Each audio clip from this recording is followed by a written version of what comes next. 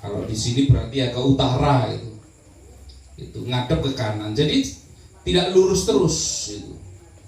Ngadep ke langsung belok selesai salam langsung ngadep ke kanan. Itu sunnah. Ini ngadep ke utara itu sunnah itu. Zikir. Tapi nanti kalau mau doa sunnahnya ngadep ke kiblat lagi. Sunnahnya. Apakah itu syarat atau rukun? Bukan. Afdolnya.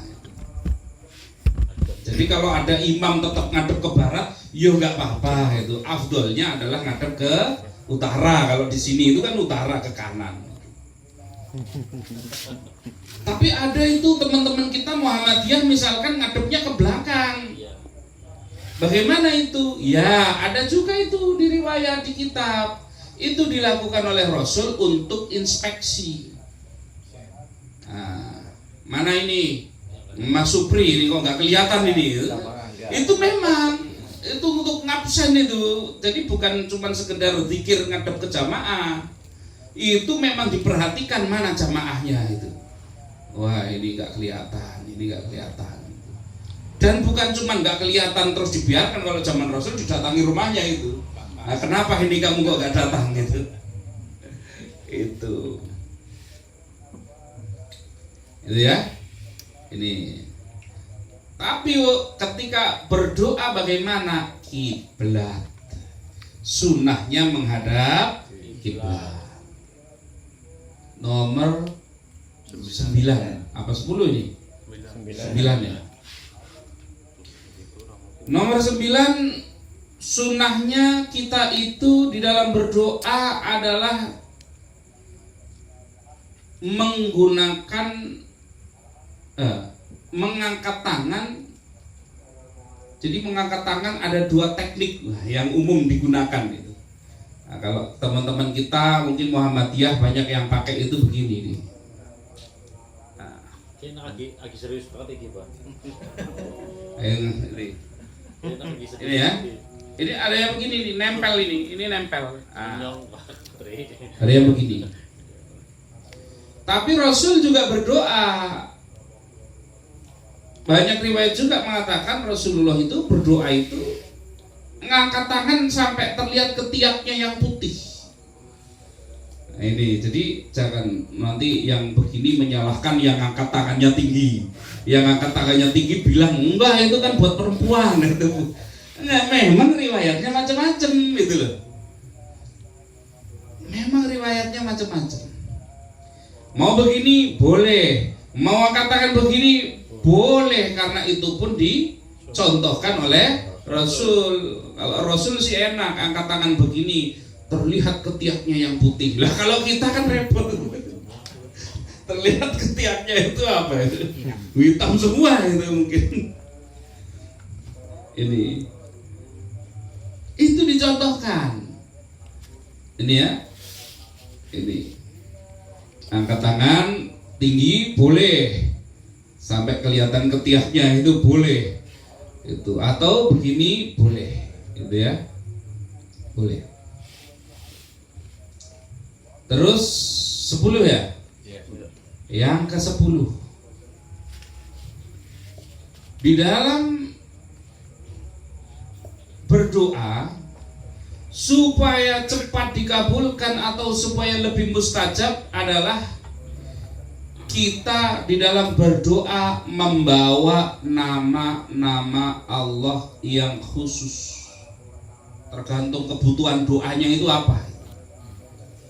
Kalau kita lagi lagi merasa berdosa, nah, kita menggunakan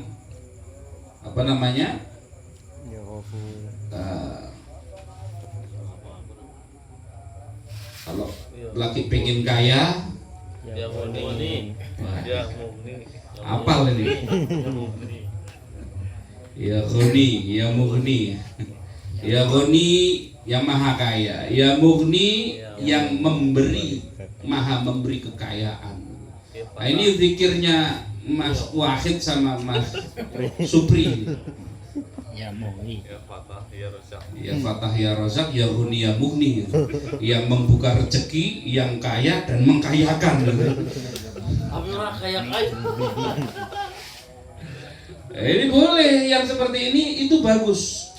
Itu memang sunnah supaya ketika kita itu berdoa membawa asma Allah. Ini sunnah. Tergantung kebutuhannya ini. Gitu ya, tergantung kebutuhannya. Terus nomor berapa lagi? 11. Yang ke-11, doa yang terbaik adalah Fatihah. Itulah kenapa kalau orang-orang kadang-kadang itu di kampung-kampung di mana itu ya, mereka ketika selesai berdoa ditutup dengan Fatihah. Karena Fatihah itu terdiri dari dua. Yang pertama separuhnya puji-pujian, yang kedua separuhnya doa. Bismillahirrahmanirrahim, puji-pujian. Alhamdulillahirabbil alamin, puji-pujian. Ar-Rahmanirrahim, Maliki yaumiddin. Ada yang panjang boleh, ada yang maliki boleh, gitu ya. Jadi jangan problem kalau ada yang ini kan kalau di Qur'annya panjang, kenapa ada yang bacanya pendek gitu. Nah, qiraah itu yang bermacam-macam. Maliki yaumiddin ini puji-pujian masih di sini. Nah, ayat yang selanjutnya iyyaka na'budu. Nah, ini wa iyyaka nasta'in dan seterusnya. Itu kalimatnya doa. Itulah kenapa kita akhiri dengan amin. Semoga Allah mengabulkan. Itu begitu. Itu kenapa ditutup dengan amin, karena Fatihah itu adalah doa. Makanya kalau doa jadikan kebiasaan gitu. Jadi bukan ini ditutup kok. Biasanya kok ditutup dengan doa, ini dalilnya mana gitu. Ya tadi karena memang Fatihah itu adalah doa supaya kita diberikan jalan yang lurus. Ini kan doa. Ini ya, jadi berapa tadi totalnya ini? 11 sama 12 lagi. Nah, ini ya. Ulangi main kontennya belum apa. Itu jadi itu adalah beberapa tata cara, tak tambahin satu lagi, dua lagi biar nambah ini. Afdolnya lagi kapan dilakukan yang namanya sholat yang namanya doa itu afdolnya dilakukan bagaimana? Dalam keadaan berwudu. Wah, ini sunnah ini. Ini mantap lagi ini dalam keadaan berwudu. Makanya kira-kira kalau kira-kira kalau ada orang minta doa itu ya wudu dulu itu. Biar agak-agak wah ini biar lebih mustajab doanya. Ini. Jadi di dalam kondisi berwudu. Nah, ini bagus. Yang ke-12 itu ya. Nah, yang ke-13 biar 13 saja lah karena banyak. Yang ke-13 sunnahnya adalah berdoa setelah sholat 2 rakaat. Sholat sunnah 2 rakaat. Entah itu kalau kita masuk ke masjid ada sholat tahiyatul masjid, kalau kita mungkin sholat malam habis tahajud boleh, kalau pagi habis duha. Itu kalau habis sholat sunnah 2 rakaat maka itu luar biasa, lebih mustajab gitu. Lebih mustajab. Lah kalau waktunya bebas yang boleh pagi boleh sholat sunnahnya ya sholat sunnah mutlak. Ini sholat sunnah mutlak itu bebas, waktunya boleh bebas kecuali di waktu yang terlarang itu ya. Waktunya boleh bebas, mau waktunya kapan saja, jumlah rakaatnya berapa saja silahkan. Itu sholat sunnah mutlak. Nah cuman di dalam selanjutnya ketika kita itu sudah berdoa dengan 13 cara tadi misalkan ya, 13 cara tadi sudah kita lakukan, selanjutnya setelah kita itu berdoa, maka kita itu harus di dalam doa itu kita itu harus optimis dan sabar di dalam doa tersebut. Optimis artinya kita itu meyakini betul bahwa Allah pasti mengabulkan doa. Enggak boleh kita itu doa itu kok ragu-ragu kira-kira dikabulkan apa tidak ya. Enggak boleh itu. Harus optimis Allah pasti kabulkan, satu. Yang kedua, harus sabar. Harus apa? Sabar. Nah ini kadang-kadang kita itu nggak sabar. Dikasih amalan sama gurunya, kamu doa begini, nanti selama kamu habis maghrib doa begini ya.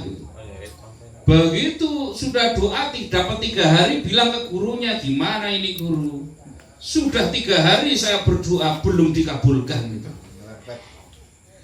Loh ini kita itu coba kalau kita itu bandingkan ya, misalkan dengan doa Nabi Musa. Nabi Musa itu berdoa 40 tahun itu baru dikabulkan sama Allah.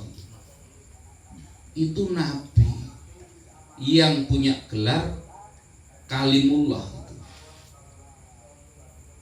Ini Nabi 40 tahun berdoa, tidak putus asa, yakin dikabulkan.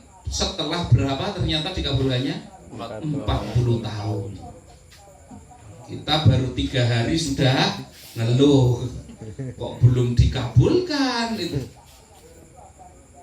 Nabi Ibrahim minta berdoa sama Allah, minta supaya dikasih keturunan yang soleh.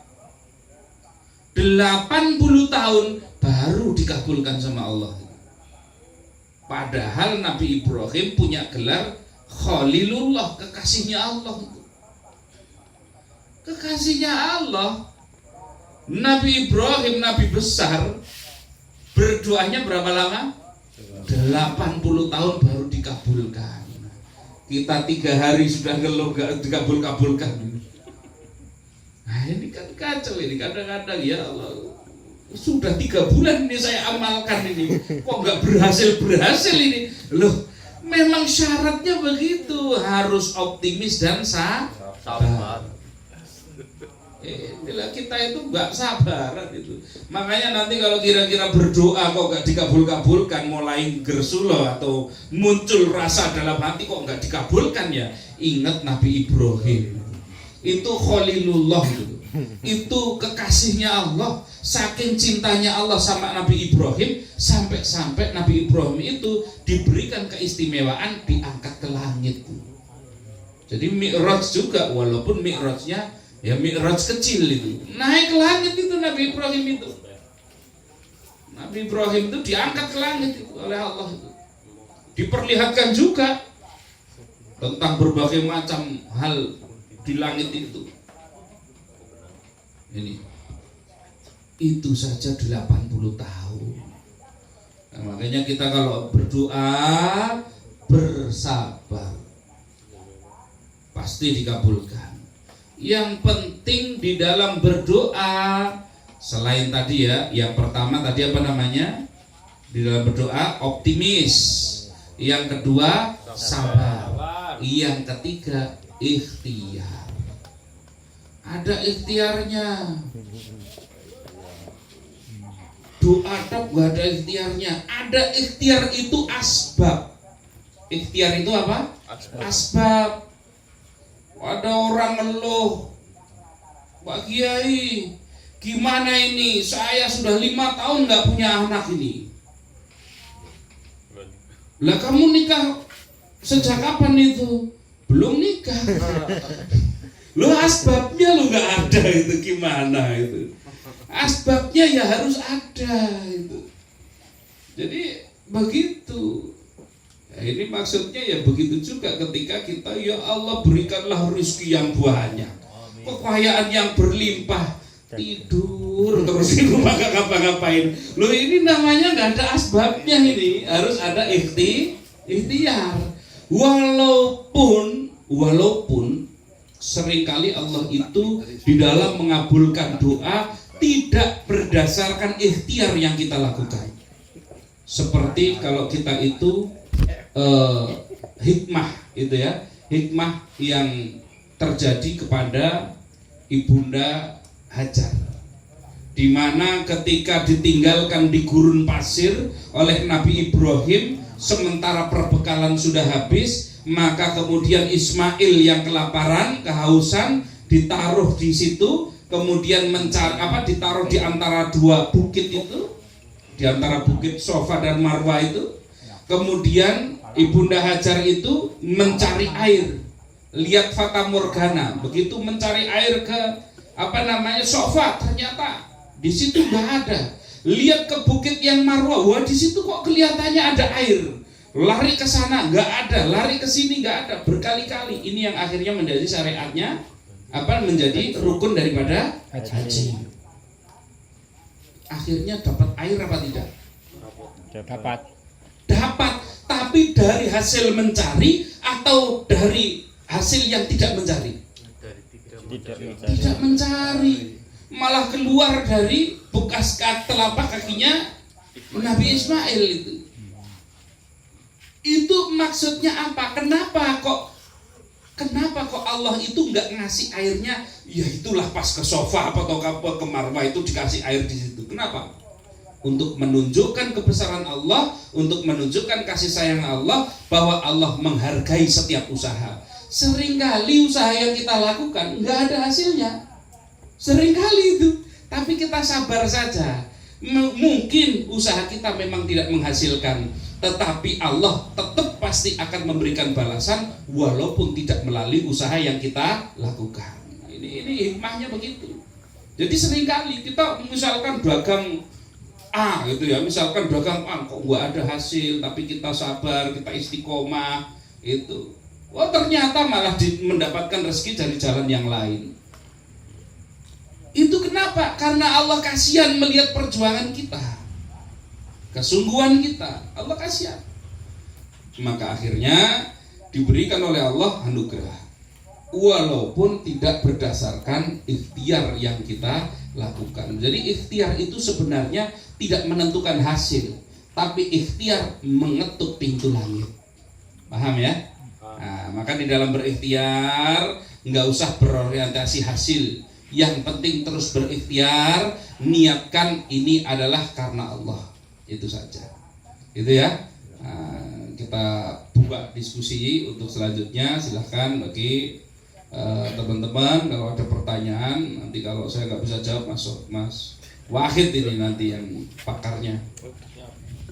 Oke, silahkan. Oke. Terkait dengan doa, bolehkah kita berdoa ini misalnya meminta sesuatu itu secara detail, misalnya minta mobil yang warnanya A, mereknya B gitu, boleh apa tidak, Pak? Iya. Terus yang kedua, di luar tema itu terkait dengan zakat, apakah yang dimaksud amil zakat, apakah amil zakat itu adalah yang panitia yang biasa di masjid itu, atau yang ditunjuk oleh pemerintah? Iya. Yang pertama pertanyaannya adalah apakah boleh kita itu di dalam berdoa mendetilkan doa. Misalkan ya Allah berikanlah saya rumah yang luasnya 200 meter persegi, tingkat warnanya biru muda gitu, misalkan itu ada mobilnya gitu, Alphard warna hijau misalkan itu. Ada mobilnya, mobil. Bolehkah berdoa seperti itu? Boleh. Menurut para ulama salaf, doa itu yang beradab tidak boleh mendetailkan. adabnya sama Allah gitu. Kalau cuman bilang boleh atau tidak, boleh. Tapi kalau berbicara adab, di dalam adab berdoa tidak boleh terlalu mendetailkan, sebab seolah-olah kita mendikte Allah. Yang pertama, nah kan kita nggak pantas ini sudah minta, kita sudah minta dikte itu kan nggak boleh. Nah, ini yang kedua, bisa jadi ternyata Allah malah mau ngasih yang lebih hebat. Gara-gara kita mendetailkan nanti malah dapatnya yang sesuai yang kita inginkan, padahal sebenarnya Allah itu ingin memberikan lebih dari itu. Nah, maka para ulama salaf menyatakan di dalam berdoa jangan terlalu mendetailkan. Jadi misalkan, ya Allah berikanlah saya umur yang panjang, ya Allah berikanlah saya rezeki yang berlimpah, yang berkah untuk kehidupan saya di dunia dan mempermudah saya di akhirat. Nah itu kan nggak terlalu detail-detail banget itu. Penting akeh Itu dan berkah maksudnya. jelas ya. Artinya ini urusannya adalah adab, itu ya. Nah, di dalam adab tersebut memang yang namanya berdoa jangan terlalu mendetailkan karena seolah-olah mendikte Allah. Pertanyaan yang kedua ini saya sudah sering sampaikan, siapakah amil zakat itu? Ini bedakan antara amil dengan panitia. Amil zakat adalah dia yang berprofesi. Ingat ya, profesi.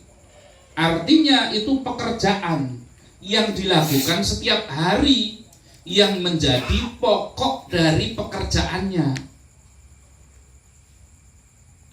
Ini amil zakat itu adalah dia yang berprofesi menarik zakat, mengumpulkan dan mentasarufkan. Dan mentasarufkan. Dan amil adalah harus ditunjuk oleh amir atau pemerintah. Nah, kalau di tempat kita mungkin kalau misalkan ditunjuk KUA, sudah bisa itu, sudah bisa.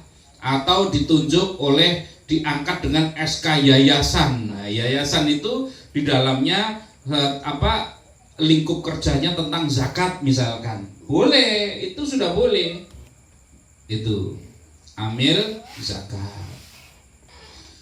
Jadi kalau panitia di kampung-kampung misalkan sebentar lagi nih kita itu nanti kalau misalkan kasih umur panjang, kita sampai di akhir Ramadan di mana di situ kita itu bayar zakat fitrah, maka biasanya di kampung-kampung di masjid-masjid diadakan namanya panitia pengumpul zakat. Hati-hati yang mau jadi panitia, yang jadi takmir masjid. Hati-hati, caranya begini saya kasih tahu.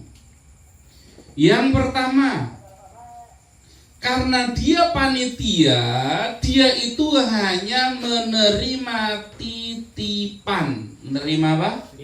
Titipan. Maka kalau ada orang menitipkan ini, saya nitip 2,5 kilo berasnya IR, jangan dicampur bungkusnya berasnya dengan yang lain. Nggak boleh dicampur. Hati-hati. Sama-sama IR ini tidak boleh. Karena titipan tidak boleh ditambah atau dikurangi. Satu, perhatikan ya. Karena titipan, boleh nggak kita dititipi tiba-tiba titipan itu kita rubah, boleh apa tidak? Nggak boleh. Ini kalau dia titipnya berasnya ini ya sudah dibungkus misalkan di situ dibungkus misalkan 3 kilo ya sudah itu jangan dirubah. Wah ini kelebihan ini kalau 3 kilo tak ambil 3 on buat nambahi yang lainnya tidak boleh.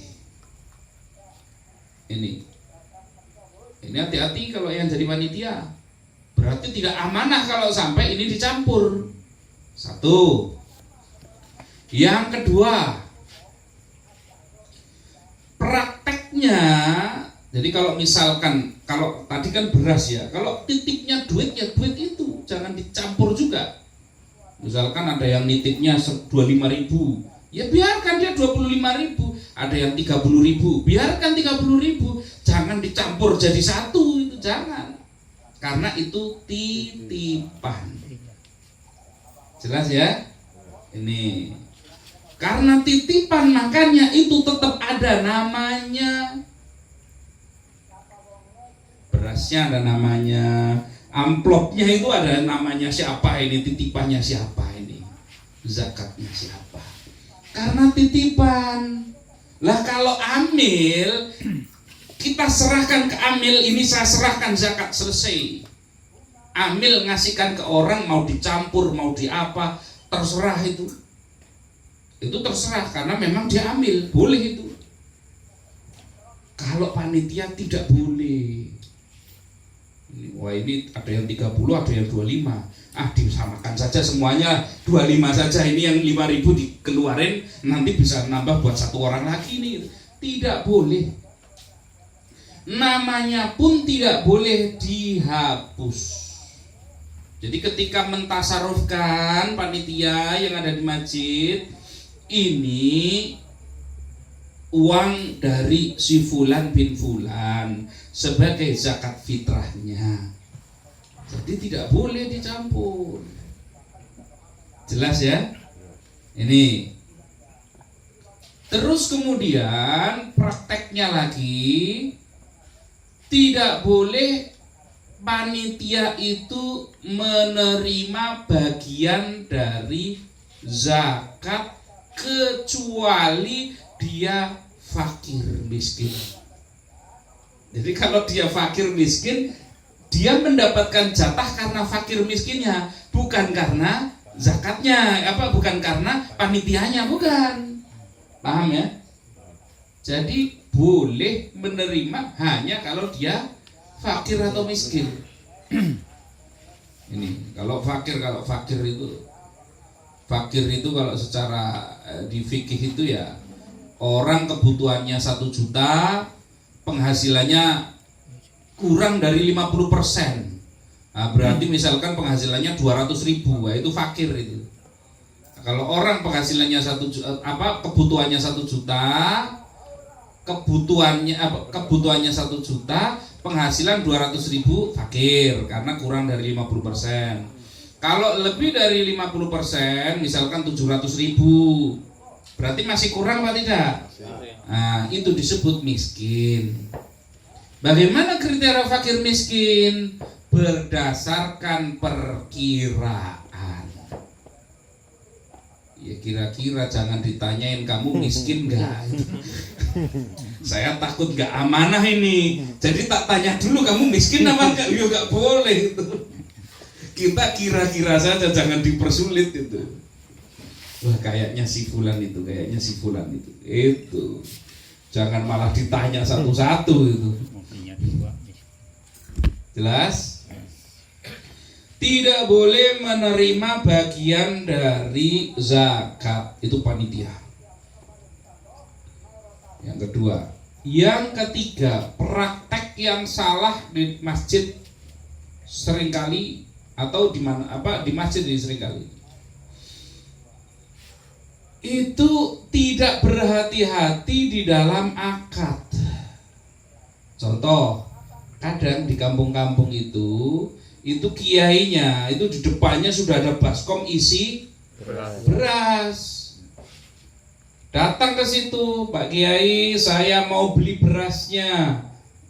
Ini 25.000. Oh ya sudah, ini saya jual ke kamu. Nempur lah istilahnya itu kalau di kampung itu. Kemudian nawaitu an ukhrija zakatal fitri, itu misalkan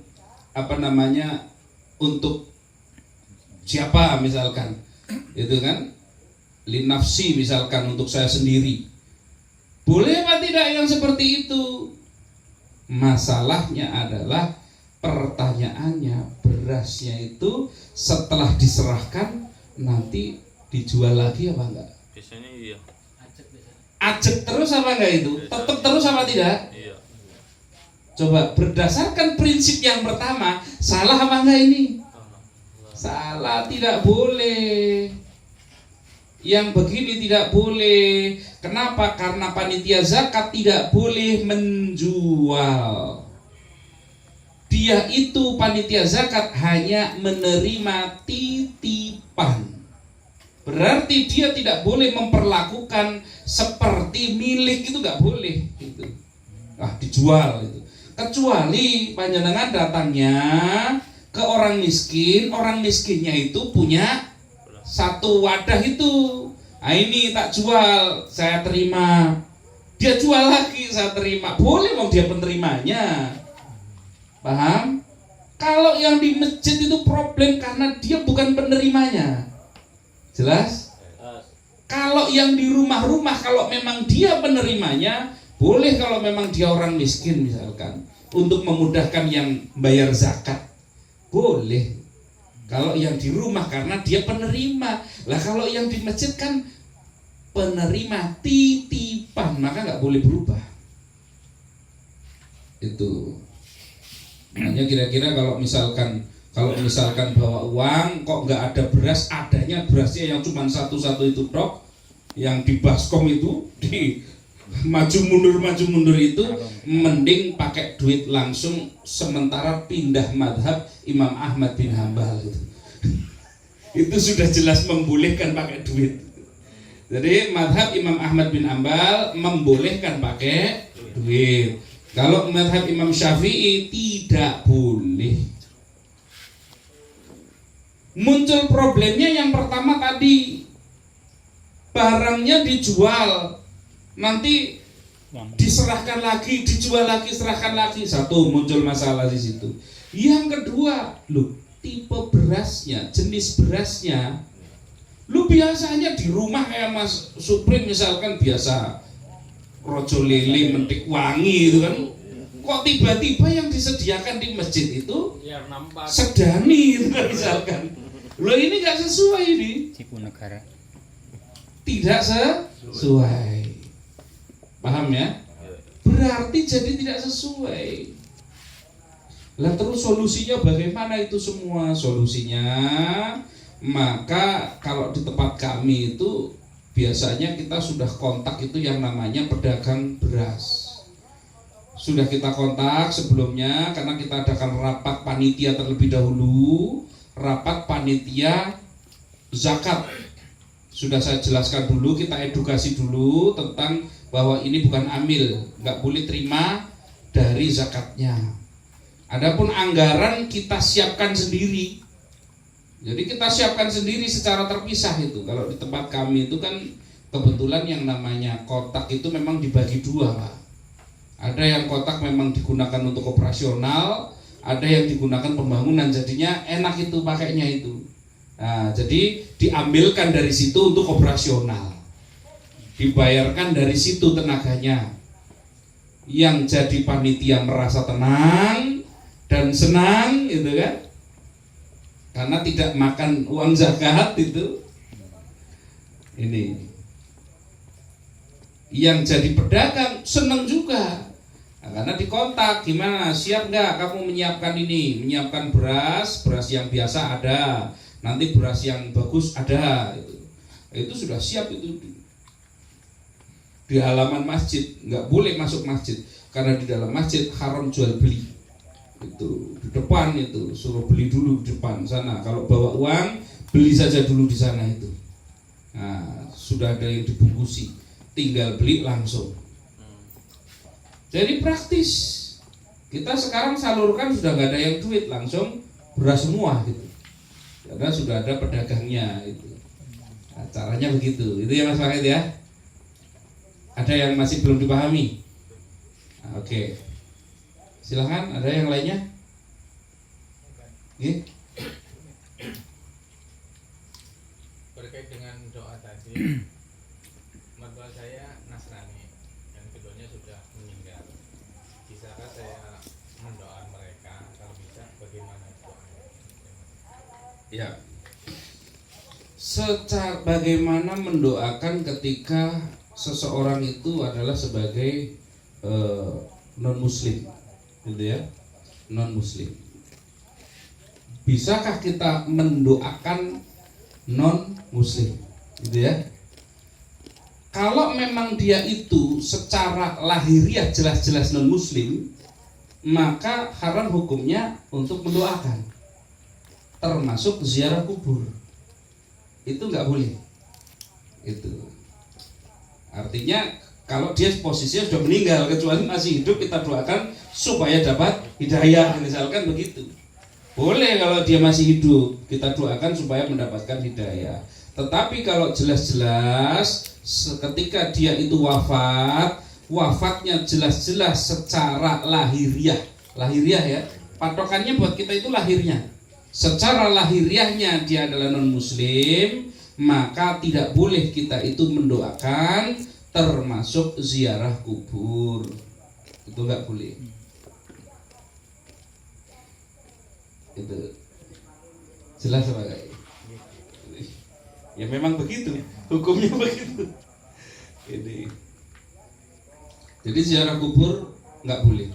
Kita itu untuk makanya di dalam Islam tidak boleh dicampur kubur bagi non muslim dengan muslim.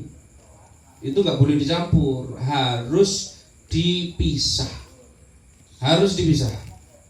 Ini karena kalau dicampur otomatis kita itu akan berziarah secara, mungkin kita niatnya ziarah ini, akhirnya kita ziarah juga ke mereka itu. Maka jangan dicampur, tempatnya jangan dicampur. Termasuk kita juga mendatangi yang namanya tempat ibadah bagi orang non muslim, itu juga haram hukumnya.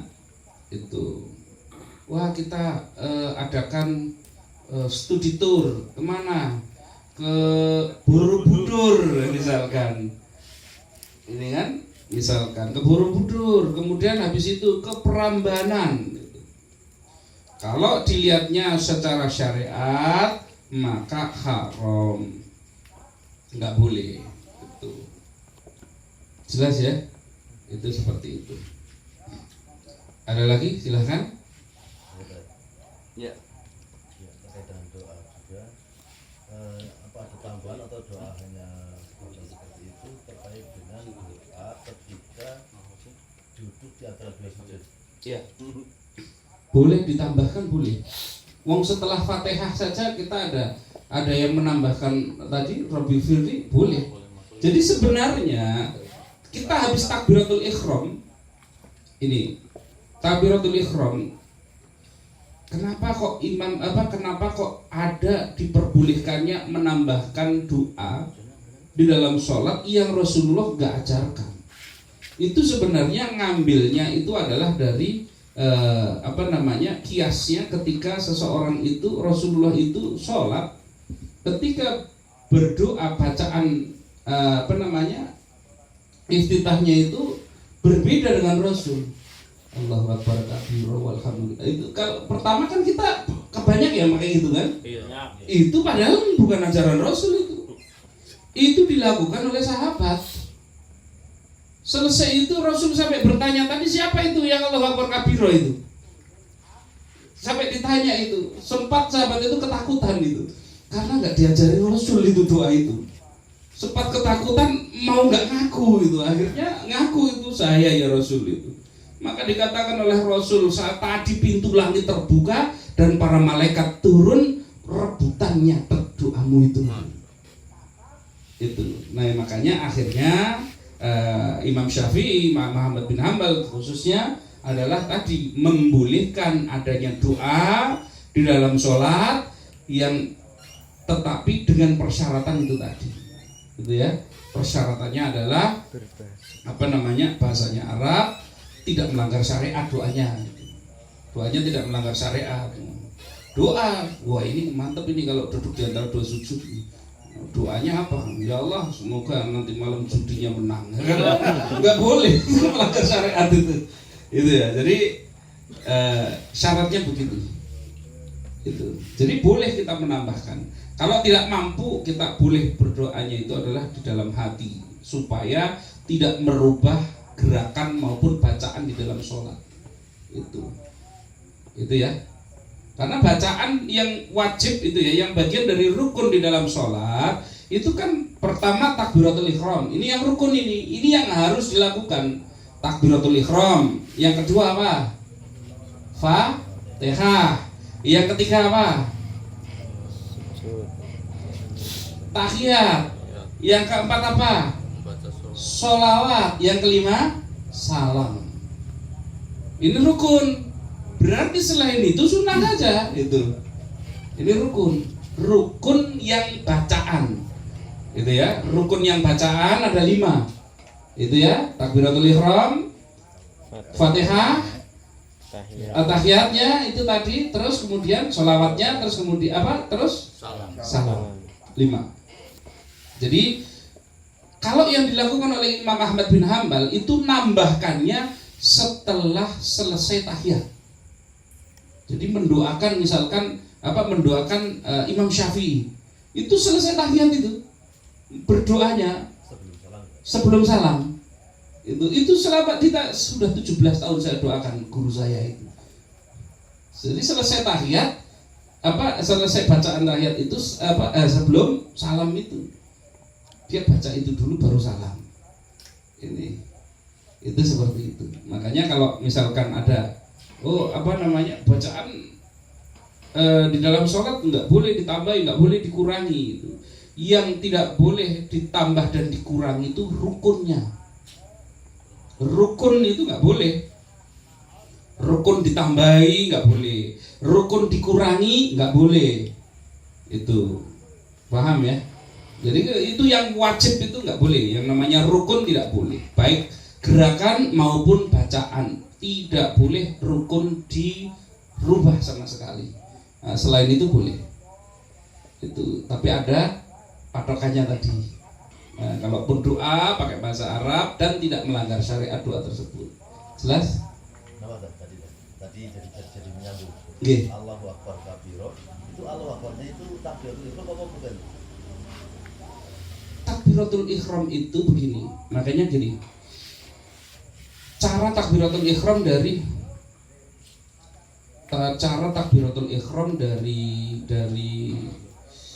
Imam Syafi'i dengan Imam Ahmad bin Hambal ini agak beda. Kalau Imam Syafi'i itu, kalau kita itu lihat dia madhabnya itu dari takbirnya itu kelihatan. Allahu Akbar. Kalau panjang mesti dia Syafi'i. Kenapa? Karena Syafi'i itu takbiratul ihram ya, takbiratul ihramnya Syafi'i kenapa panjang? Karena menurut Imam Syafi'i niat adalah di awal ketika memulai perbuatan. Jadi di dalam Allahu Akbar dia di dalam hatinya sambil berniat saya sholat misalkan maghrib fardu lillahi ta'ala itu kenapa panjang? Ini. Sementara kalau Imam Ahmad bin Hambal dia niat adalah dilakukan sebelum memulai perbuatan. Maka niat langsung Allahu Akbar. Wah itu bisa Imam Ahmad bin Hambal itu ikutnya itu. Nah, maka Allahu Akbar kabiro itu bagian dari doa kita karena tadi di awal sudah Allahu Akbar. Nah ini yang namanya takbiratul ihram. Nah, makanya salah satu keutamaan daripada takbiratul ihram, makmum dikatakan takbiratul ihram bersama imam adalah sebelum imam baca Fatihah. Ini pendapat yang paling banyak digunakan, termasuk pendapat dari Imam Syafi'i adalah makmum dikatakan ikut takbiratul ihram bersama imam adalah sebelum imam itu membaca Bismillah itu, membaca Fatihah itu. Kalau begitu sudah Bismillah ya, itu sudah tidak masuk sebagai bersama imam gitu. Artinya sudah ketinggalan. Kenapa? Karena ada fadilah. Siapa yang sholatnya takbiratul ihramnya bersama imam, maka dia mendapatkan pahala seperti pahala haji sunnah. Haji yang sunnah itu berarti sudah haji yang kedua kali, ketiga kali itu. Itu. Jadi pahalanya besarnya luar biasa. Makanya kalau kira-kira imam itu sudah takbir itu jangan niat nggak selesai-selesai ya Allah Akbar nggak jadi-jadi. Harus segera karena ini hajinya mau selesai ini. Pahala hajinya mau habis ini. Itu. Kan kadang ada itu kan. Takbir nggak jadi-jadi. Allah Akbar. Sampai imam baca Pak bismillah itu belum selesai itu. Ini. Nah, itu jadi takbiratul ihram bersama imam tadi. Nah, makanya kalau pakai Allahu Akbar kabiro ini jelas umumnya adalah Imam Syafi'i. Tentu takbirnya itu adalah takbir yang panjang Allahu Akbar. Nah, di dalam takbir tersebut itu harus mengandung yang pertama niat sholat fardu itu ya 2 rakaat atau 4 atau 3 itu ya lillahi ta'ala 3 yang diucapkan di dalam hati gitu ya fardu maghrib misalkan ya fardu maghrib 3 lillahi ta'ala itu jadi di dalam takbir itu Allahu Akbar itu harus 3 ini harus diucapkan di dalam hati kita itu ngerti nggih? Nah, ada lagi silahkan. Maka kalau mengikuti mazhab Imam Syafi'i nggak bisa takbir cepat itu mesti harus lama itu ya.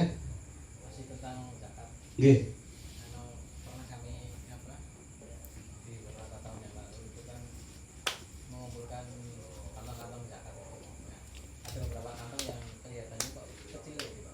Kemudian inisiatif kita timbang. Ya. Ternyata dalam satu kantong itu kemudian beberapa kantong akhirnya dari kita 5 kantong bahkan kita 6 kantong itu beratnya 2,5 on. Iya. Nah terus dari panitia masjid itu terus membawa berat dari rumah menambahkan segitu. Ya. Yang pertama begini. Yang mengeluarkan zakat yang punya kewajiban adalah orangnya. Itu kan? Adalah orangnya. Menurut mazhab Imam Syafi'i, zakat itu beratnya berapa sih? Gitu kan? Karena itu hanya pakai tangan dulu ukurannya. Setelah diukur oleh Imam Syafi'i, sebenarnya beratnya itu kalau Imam Syafi'i itu 2,4. Aslinya 2,4 kilo. Kalau buka kitab fikih itu 2,4 kilo bahan makanan pokok. Itu kalau Imam Syafi'i. Kalau Imam Ahmad bin Hambal, ini kenapa saya kok Imam Syafi'i Imam Ahmad bin Hambal? Karena ini kebanyakan 2 ini yang dipakai di Indonesia. NU Muhammadiyah itu kan. Nah, itu. Kalau menurut Imam Ahmad bin Hambal ada 2 ukuran yang namanya untuk zakat itu. Yang pertama adalah ukurannya kalau itu bahan kalau itu bahan makanannya mahal, misalkan dicontohkan kalau dulu itu kismis kering gitu. Mahal itu kan. Sedikit tapi mahal itu. Maka 1,5 kilo. Tapi kalau bahannya murah, gandum misalkan, kurma 3,2. Nah, jadi bisa ambil yang mana ini? Jadi antara 1,5 atau 3,2 itu kalau Imam Ahmad bin Hambal. Itu. Kalau Imam Syafi'i satu saja 2,4. Itu begitu. Maka 2,5 itu sudah sebenarnya sudah memenuhi syarat itu. Bukan 2,5 kilo. Eh? Bukan 2,5 kilo, 2,5 on atau berapa? Oh, 2,5 ons. Iya. Nah, sudah memenuhi. Maka kalau orang yang seperti ini, itu ya, 2,5. ini harus karena panitia itu sebagai orang yang dititipi, itu ya, orang yang dititipi, maka tetap ketika mau menambahkan harus konfirmasi dengan orangnya itu. Masalahnya nggak tahu ini kantongnya siapa. Nah, makanya tadi karena panitia itu adalah dititipi, nama harus ada. Nama itu harus ada. Jadi ketika diserahkan pun ada namanya itu di situ. Kalau di kita itu ada kertasnya udah kasih nama satu-satu ya. Karena titipan itu. Ini ya, kalau 2,5 on itu sedikit banget itu. Rapat Itu 1/4 kilo. Iya. 1/4 kilo. Maka konfirmasi orangnya itu. Kalaupun kita mau nambah silahkan, tapi konfirmasi orangnya. Ini banyak Itu supaya tidak ada syubhat lagi bahwa ini zakatmu karena kurang, ini kita kasih tambahin gitu misalkan. Nah nanti ini dititipkan ke kita, itu nanti kedepannya begitu. Nah, jadi ditulis nama, itu ya, ditulis nama supaya jelas. Ini dari siapa, dari siapa, dari siapa. Dan jangan dirubah baik isinya, maksudnya misalkan kualitasnya atau apa namanya tadi wah dibagi rata saja. Jangan. Nah, ini biar praktis kita campur jadi satu. Nanti setiap orang 5 kilo saja sekalian, tidak boleh. Karena panitia itu sifatnya menerima titipan. Nah, namanya titipan ya apa adanya, itu namanya titipan itu apa adanya. Apanya? Ganti kantong itu gimana?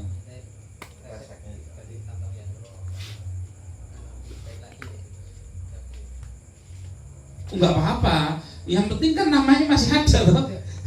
Kan namanya masih ada. Karena yang diserahkan kan beras ya, bukan kantongnya sebenarnya. Itu ya. Jadi enggak masalah. Cuman maksudnya nama itu perlu. Karena kita hanya menyalurkan titipan. Itu ya. Jadi nanti nggak akan muncul masalah seperti itu lagi. Itu jadi bisa langsung ketahuan ini siapa, kasihan gitu. Karena sampai dia itu tidak menunaikan haknya tersebut, apa kewajibannya tersebut, nanti akhirnya kasihan puasanya itu.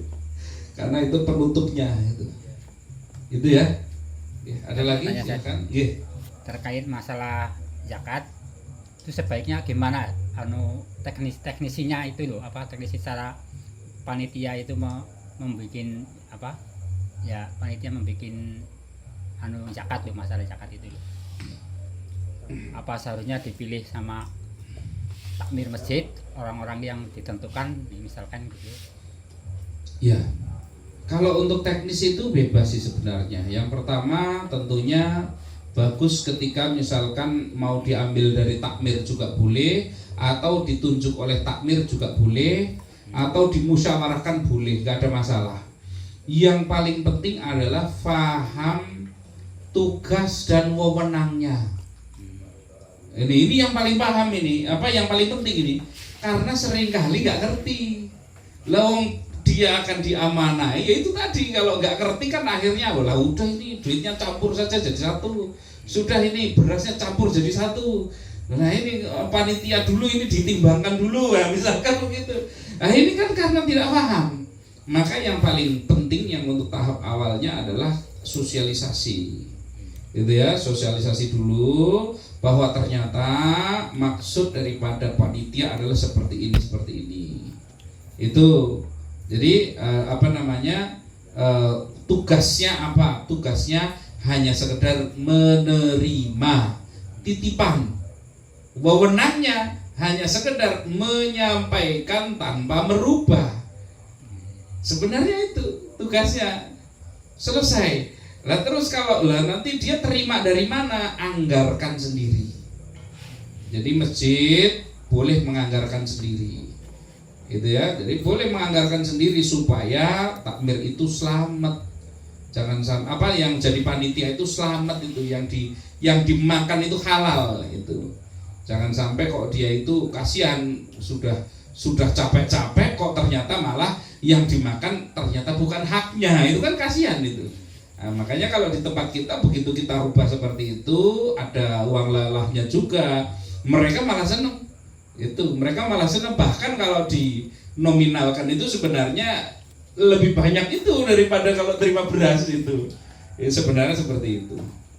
Itu jadi tidak masalah sebenarnya untuk teknis, yang terpenting musyawarahkan dan fahami betul tugasnya apa, wewenangnya apa. Jangan sampai melampaui wewenangnya itu. Jadi nyampur jadi satu misalkan, jangan sampai seperti itu. Itu tugasnya adalah menerima titipan zakat, titipan kata kuncinya titipan zakat.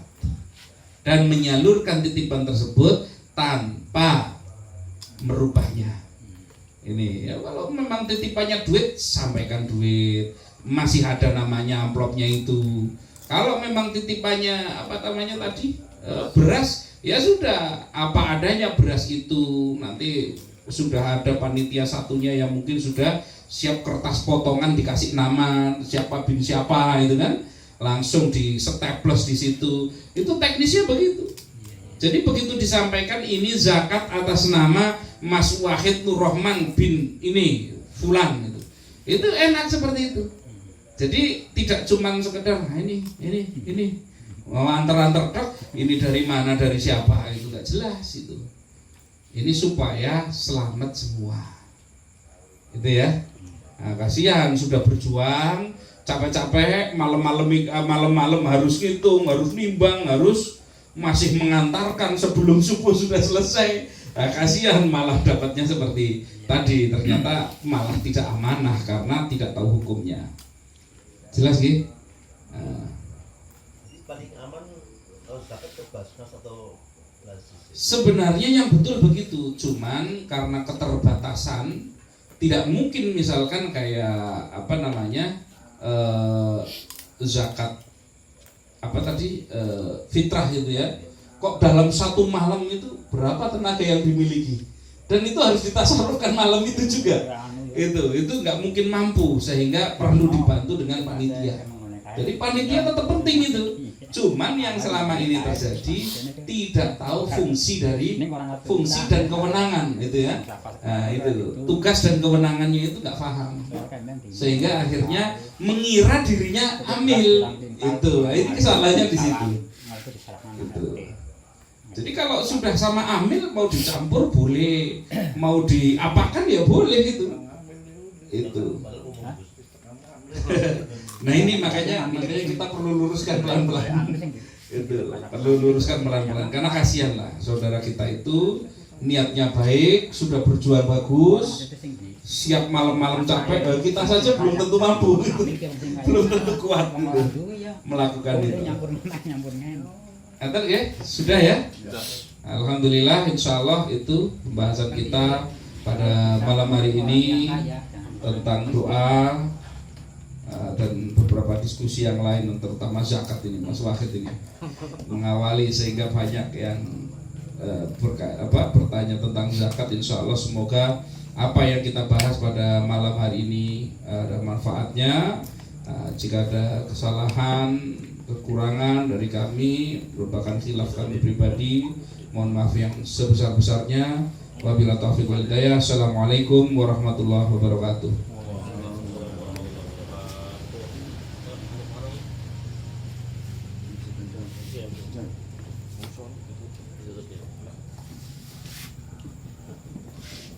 Monggo teman-teman makan malam silakan.